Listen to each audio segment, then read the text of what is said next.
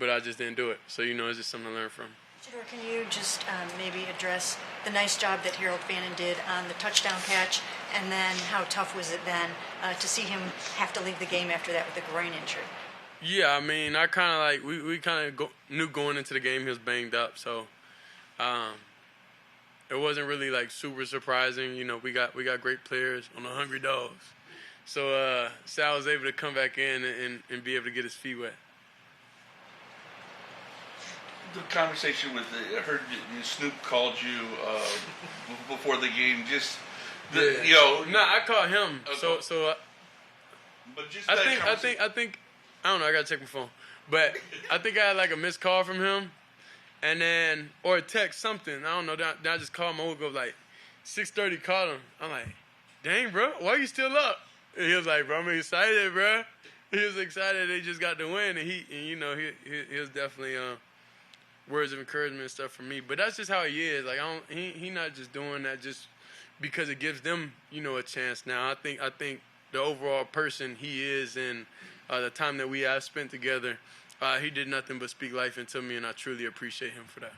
Shedeur, how much have you guys as an offense grown to appreciate what Andre Schmidt's been able to do since those early season struggles, and now he's been so consistent? Yeah, I would say just the relationship with Andre. For sure, we had a conversation, when he was going through it, and then since then it been nothing but up. So I'm very happy that he was able to get out that hole that he was in, and that he's able to see the other side of things. I think that's the only thing I think about whenever I look at him, whenever I see him. I'm just excited. I'm just happy that he was able to see the other side of things. How impressive was that performance by the defense that once you guys stopped scoring for a bit, that they were able to? Yeah, that's how the Browns defense usually is. That's how they usually are. Shedeur, several weeks ago, you came into a home game against the Baltimore Ravens, and you felt that you didn't play that well in your first opportunity. Mm-hmm. What would you say about your maturation and your growth since then to have this home victory against a division rival, the Pittsburgh Steelers? I'll say overall, I'm able to see the field and the game slow down for sure. I think the main thing is I just like throwing the ball. I just like throwing the ball a lot, and in some situations, you can't just throw your dog a bone. Sometimes you gotta be able to know when it's calculated risk. But I feel like our players are better than their players, so I just gave my guy a chance, and we just ain't come down with it, and that's just how I go. A lot of the vets in the locker room were talking about how they're not really worried about draft pick position and stuff like that, and how really their focus as players is about especially Joe. He said this is about setting a culture for a lot of the young guys like you in the rookie class. You talked about changing the culture. How do you think that this win takes a step forward in doing that? I think in the building and everything, we've been pretty consistent with what we've been doing.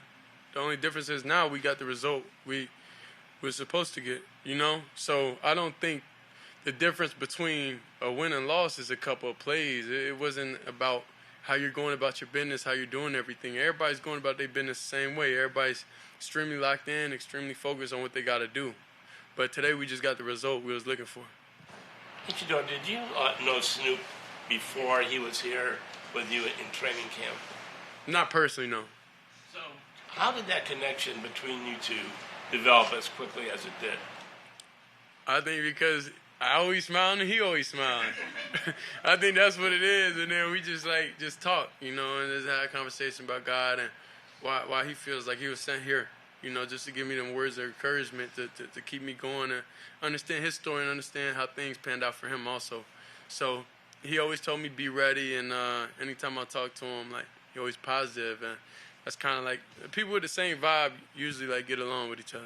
Did you watch this game last night? I watched one drive and then I went to sleep. Yeah, I be going to sleep early nowadays. I feel like I be running out of time.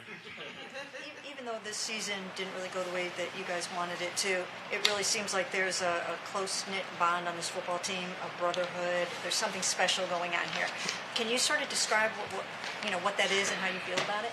I think it's a group of guys that been through a lot of things within themselves, and I think we all like banding together and being one, you know, through any situation, through like things that we can't control. You know, we all agree with a lot of things, and I think we the cornerstone of this team. If you could give yourself advice from that first time you walked on the field to where you are, it's kind of like what she is, but if you could give yourself a message today for the first time you walked on the field, what would you say? What did you need to know? I would say, like, you know when you get distracted by a fluffy little dog rocking the same necklace as you? And I think what you kind of got to understand also, like, sitting and everything like that and just watching, like, it's a mental thing. So it's like, dang, you start questioning a lot of things, you know? And then sometimes you got to, like me, like, before the game and stuff, I got to, like, have a lot of, like, built-up anger, like, within myself. Because, like, that's why I got to play with that fire, with that different emotion within me, you know? And I think when you go out there the first time, I think it's more of, like, dang, like, this dude over there, like, they cool.